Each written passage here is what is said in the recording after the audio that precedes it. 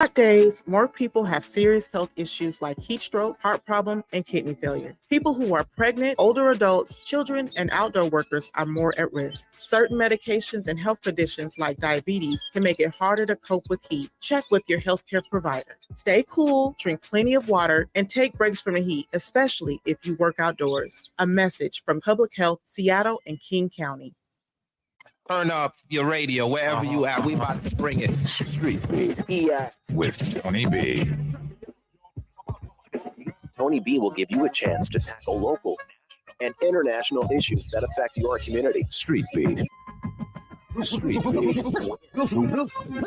Tony. I'm Paul Pearson, host of Star Time.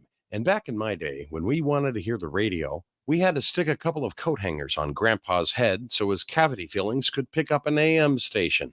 But it's the 21st century now, so whenever I want to hear Rainier Avenue Radio.world, I listen to it on the brand new Rainier Avenue Radio app on my Android or iPhone. Download it for free at the Google Play Store or the iPhone App Store. The Rainier Avenue Radio.world app. Hello, I'm Tony Young, and every week I will be your guide to the music of the Fab Four with my show With the Beatles. John Lennon, Paul McCartney, George Harrison, and Ringo Starr, those four lads from Liverpool. First airings are Tuesday night from 7 to 9 p.m. with repeat on Thursdays and Saturdays from 8 to 10 a.m. right here on Rainier Avenue Radio. Tune in to catch Beatlemania. Support for Rainier Avenue Radio comes from Friends of Waterfront Park, announcing their 2024 season of free events and programs at Pier 62, the first part of Seattle's premier downtown waterfront park to open to the public. Come for free events and programs, including fitness and wellness classes throughout the summer, weekly spotlight performances on Thursday evenings, cultural festivals, daily amenities, games, and more. To learn more, go to waterfrontparkseattle.org. You're listening to Rainier Avenue Radio.world. Check us out on social media, Facebook and Instagram, Rainier Avenue Radio.world, and on Twitter at Rainier Ave Radio.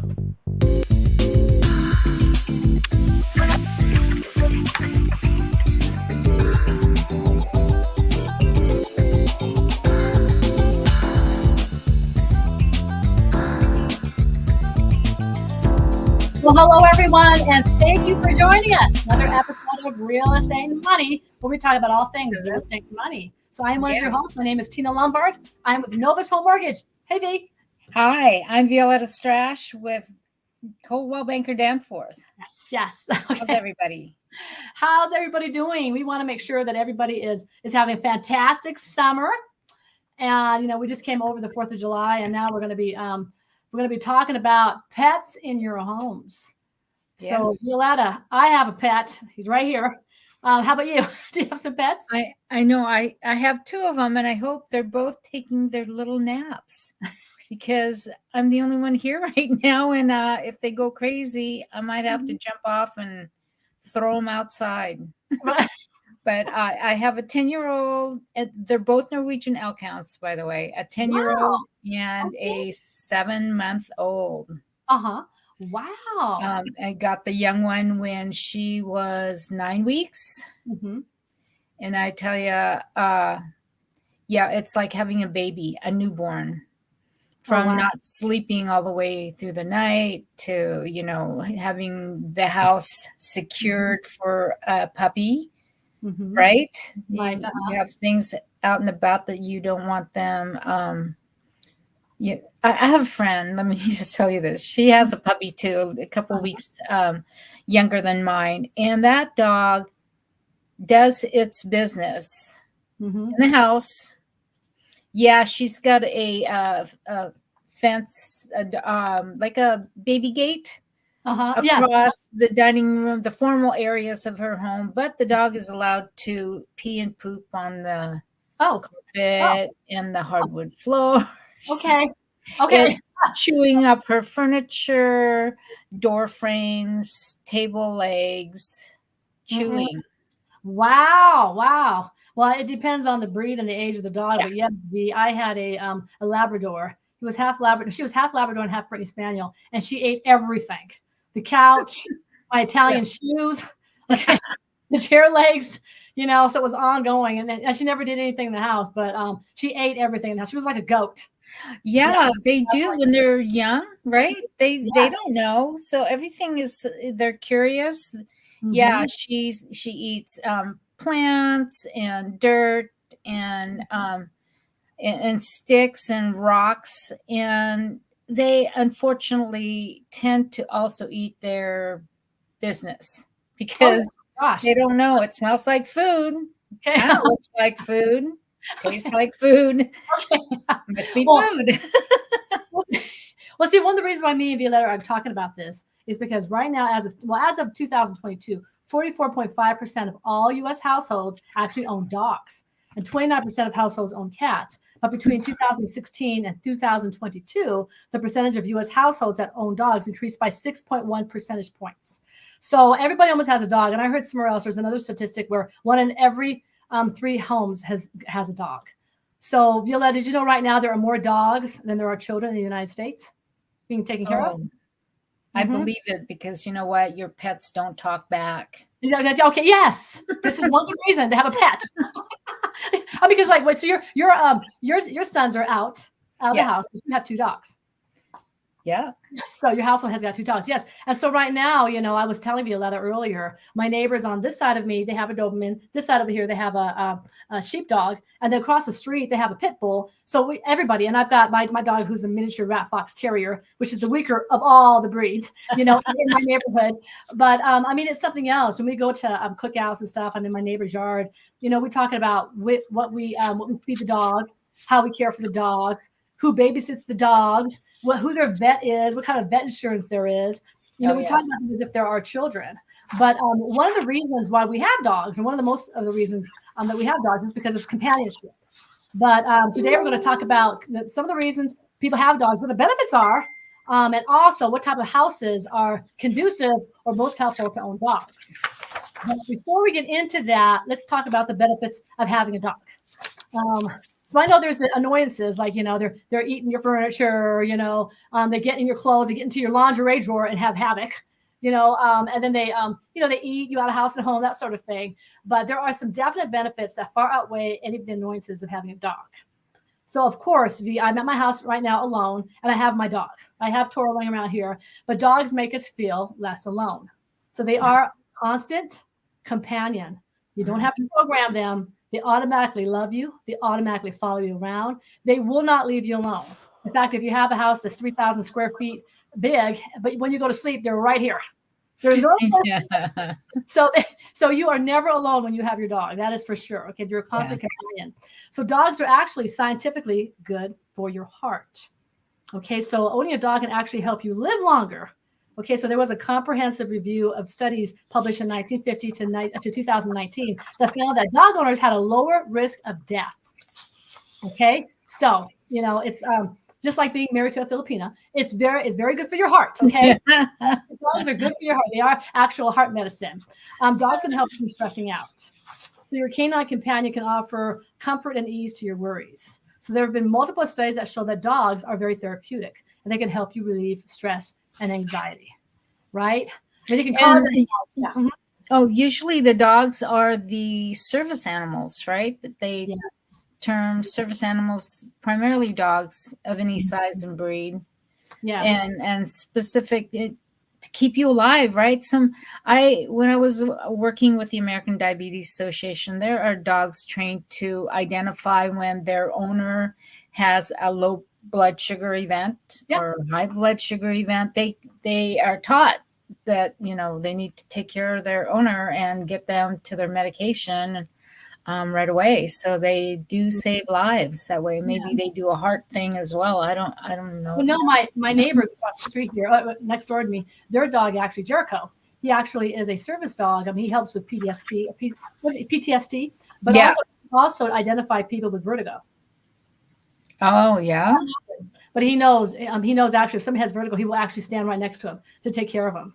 So dogs are actually not only just good for your heart, but the service animals actually to protect you from seizures and everything else.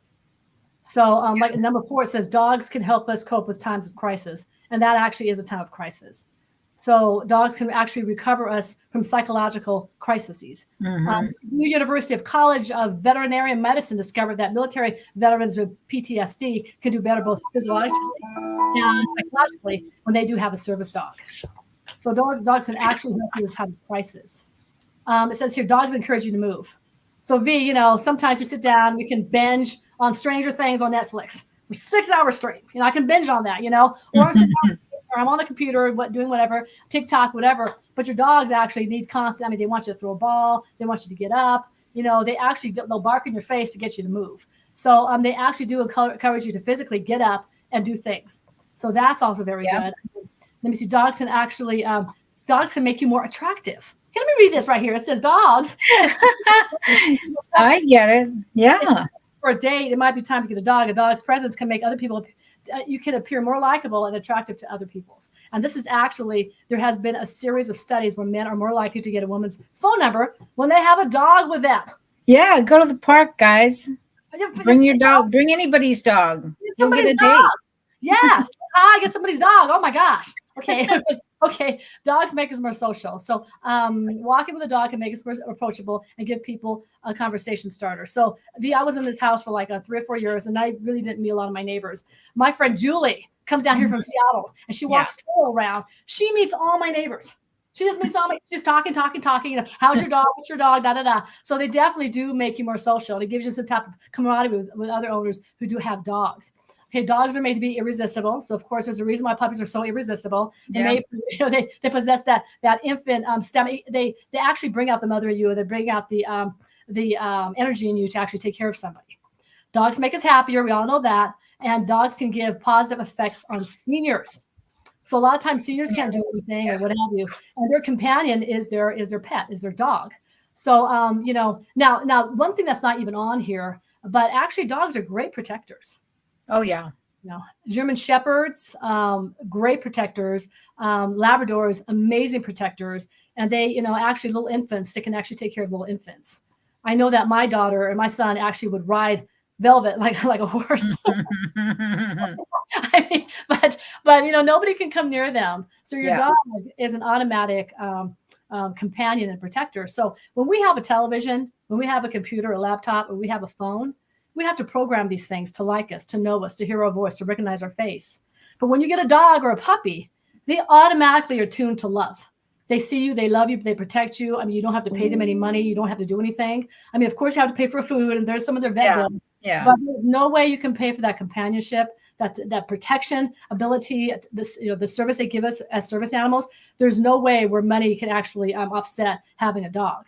So while we know that 1 in every 3 houses are going to have a dog, we need to talk to our viewers out there about what kind of house should you have in preparation for caring for a dog. So V, do you have anything to talk to us about as far as houses? Well, getting a house ready for a pet, you need to have it be secured.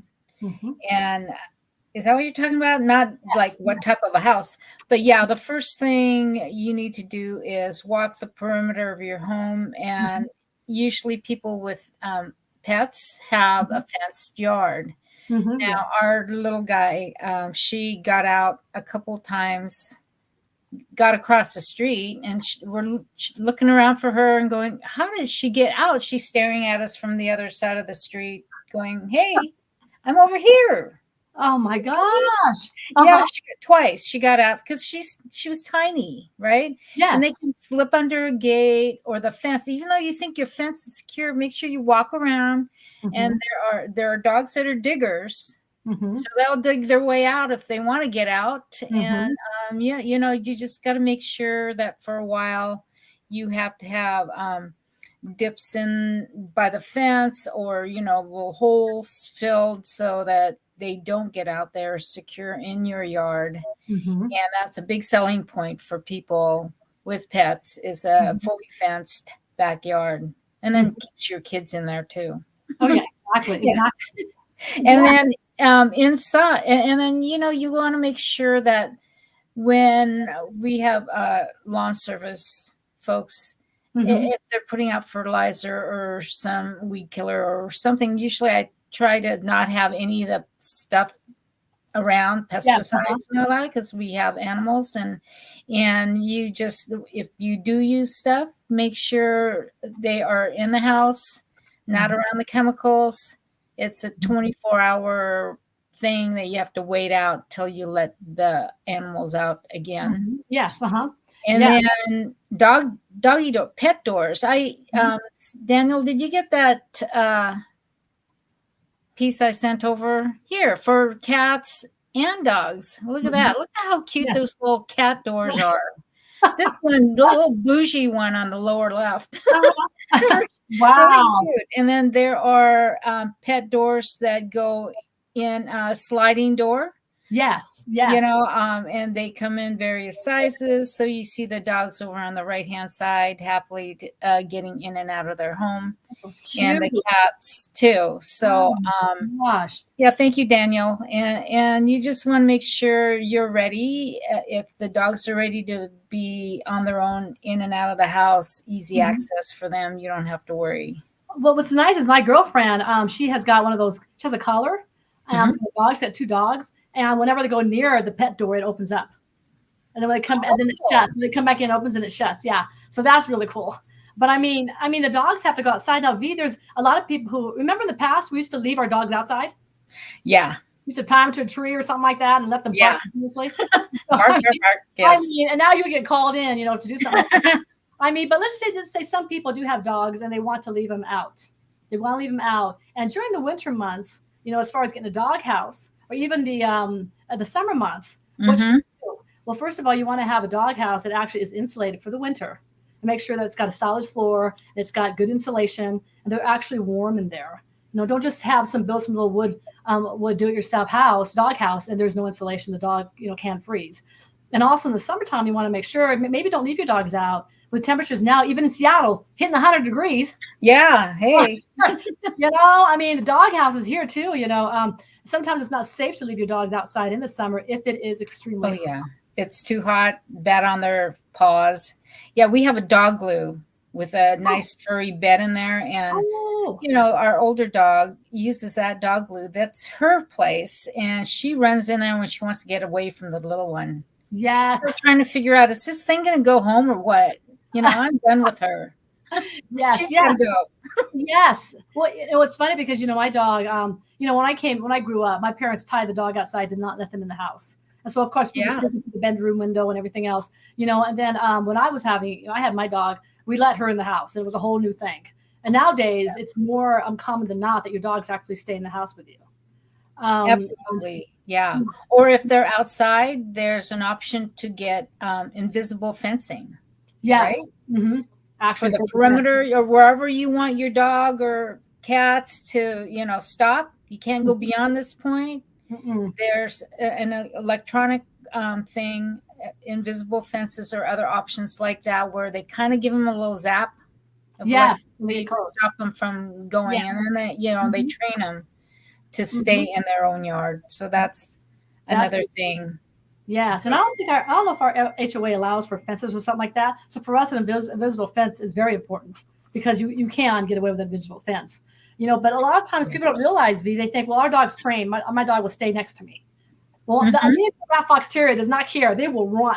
If they're on a leash, he will not come back. Whereas my Labrador is next to my knee, and no matter what I did, she was always next to my knee. It never. Wait, so when you go for a walk, he just stays there? You don't need a leash or what? Constant pulling. It's constant pulling. Oh, yeah. That's just part of his breed. They don't sit next to you. They just take off, So, but here we have a leash law. You always have to have a dog on a leash. Yeah. But when it comes to the house, we have to be careful. If we leave the door open, he will run down the street. So one time he got lost, and he was about a mile away from here. My daughter ran up and down the street in a car and actually found him like a mile away from here. He does not even care. But a Labrador will not leave. Will not leave. So it really is important for your breed. Now let's just go really, really quick into that. There are some breeds though, V, that are they're banned, and they cannot be in a certain whatever it's called. They cannot be in a certain city or county. Wow. So remember, Tacoma was kind of like that before. But really? So let me go ahead and talk about some breeds that may be. Go for it. Yeah. So Doberman Pinscher. As far as insurance is concerned, like getting insurance, that sort of thing, these insurance companies have had said these breeds are very, very, very dangerous for their insurance policies. Okay. So a Doberman Pinscher, a Pit Bull, a Rottweiler, a Chow Chow, wolf dogs, and wolf hybrids. I don't even know why someone have a wolf hybrid. Anyways, let me see here. A Canary dog, Akita, which is a Japanese bear dog, German Shepherd in some cases are banned, a Husky, a Alaskan, let's get Malamute. Malamute.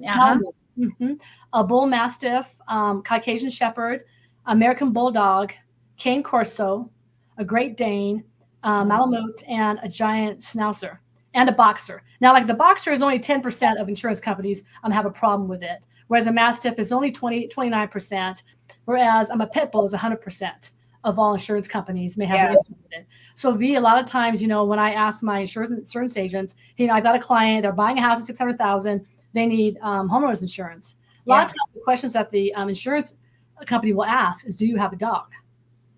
And what breed is it? Sometimes, if you, I don't know, if you're in the country or something, you've got like 5 acres or something, maybe your insurance doesn't care as much. But if you're in a city like Seattle or Aurora, Tacoma or something like that, they may have got some severe concerns. You may not get insurance with that type of a breed dog. So if you just go to a shelter or something like that, for whatever reason, you like a dog, try to check the breed. I know right now I have a friend whose boyfriend has 2 pit bulls that he he got from a rescue. And now the city of Aurora is about to ban all pit bulls. So what is he going to do? So be very, very cautious of that. And that's one of the reasons why you really do want to have a fence up if you do have a dog. A lot of times your dog may not move, but there may be other dogs in the neighborhood that are roaming the streets. And we had a lot of strays when I lived up there in Rainier Beach, had a lot of strays just packing up and down the street. And they can actually eat your dog. So you want to be very, very cautious. Make sure your dog doesn't go out in your yard and, have no fence. And they're just frolicking around. You see another dog in the street that just comes and tries to attack them. Well, we have sometimes roaming around our streets here, and even some Amish when we lived up there, coyotes. Yes, I was about to say those dogs, those wild, crazy. Yeah, you can tell because they got the big ears, the big rabbit ears. Yeah, they come out here. We have them like in our backyard. They don't mess with Toro. Toro's too big for whatever. But those coyotes and stuff, your dogs will try to attack them, or they'll try to attack your dogs. You have a list. I don't know if you have a list. I have a list of dogs that I'm very interested in, the breeds that do not shed. Oh, yes. Okay. Reason don't shed, hyperallergenic dog. Hypoallergenic dogs. Yes, because we're vacuuming every day. Every day. But we tend to stay with the same breed. Well, see, I used to always stick with black dogs because you can't see anything. So guess what color Toro is? But let me see. Let me give you this one right here. But okay. Because some people do have severe allergies. I actually am allergic to dogs. I'm actually allergic to dogs. There you go, Daniel. But my dog, he's so small, that it just my house is big enough so I don't, whatever. But there's a list right there, Daniel, of some of the hyperallergenic dogs that one may obtain in case they have allergies. Yeah, for me, it's just cleaning the hair every day, constantly. Oh yeah, I need one of these dogs. Someday I might get smart and get a little Maltese or poodle. Right? What do you have here? There you go. I can't even pronounce these dogs. Afghan Hound, American Hairless Terrier. Toro kind of looks like that. What else? We've got the Bellington Terrier, the Barbet, and the Barbado. I can't remember. Dijon Frise. Yeah. So I don't know if these dogs shed, but they are hyperallergenic. Yeah. So that might work. Those are cutie pie. So, but even with my Labrador, I had severe allergies, and so every time I sang like at church or something, I was always coughing. Schnauzers. Yeah. So these dogs are great to have because they don't. There's my mom's dog, the Maltese, like a little mop. Come here, Toro. It's like a little mop. Okay. Oh, here. Come here. Okay. Come here, Toro. Come here. I'm trying to get my dog. Now he wants to play. Come here. Come here. Here he is. Yeah, let's see. Toro. Here's Toro. Oh. There he is. Yeah. He's trying to get his ball. Okay, go get the ball. Go. Okay. Okay. Yeah. Daniel has a cat. He's not interested in these dogs. Okay. Linda's his girl. Yep. Oh, there she is. Oh my goodness. Oh, how beautiful, Dad. That's a beautiful cat. Wow. You need to know the name of your cat again. I forget the name of your cat. Linda. Linda. Okay. Okay. Miss Linda. Right? D? Yeah. So when you buy a house, consider, getting an animal, getting a dog, especially if you're a woman that lives alone, Yes. or if you've got elderly people in your house. It's always good to have a dog. A lot of times I've got half hickory wood on the floor, and then I have rugs in certain areas. But for dogs, having wood on the floor is actually really good, or tile or something without any type of fabric. Well, now they have the what do you call that? The vinyl, the hardwood floors that are engineered vinyl flooring, right? And they don't scratch. Your dogs won't scratch those floors. They're waterproof. Yes. Yeah, they can pee all over your house, and it's not going to matter. Spray and wipe. Yeah, and then you've got all the little doggy fences. I have doggy fences all over my house because he likes to get into things and mark his territory. So that's not going to happen. But you want to get a house. If your house is big, it's dogs love big homes, so there's nothing wrong with that. And I hate to say it, but like Great Danes actually do very well in small places. Oh, so, they do really good in apartments. So take into account your breed. If you're a hunter, you can have a big giant backyard. If you have big dogs, please don't buy a house with a small yard. If you have small dogs, they can whatever. They're in your lap. Yeah. Well, you're always taking them for walks, right? With my puppy, when she started going on walks, she'd walk maybe to the top of the driveway and, all right, I'm going to lay down now. I'm kind of tired. And it's like, no, we just started. What? Yeah. Keep moving. Let's go.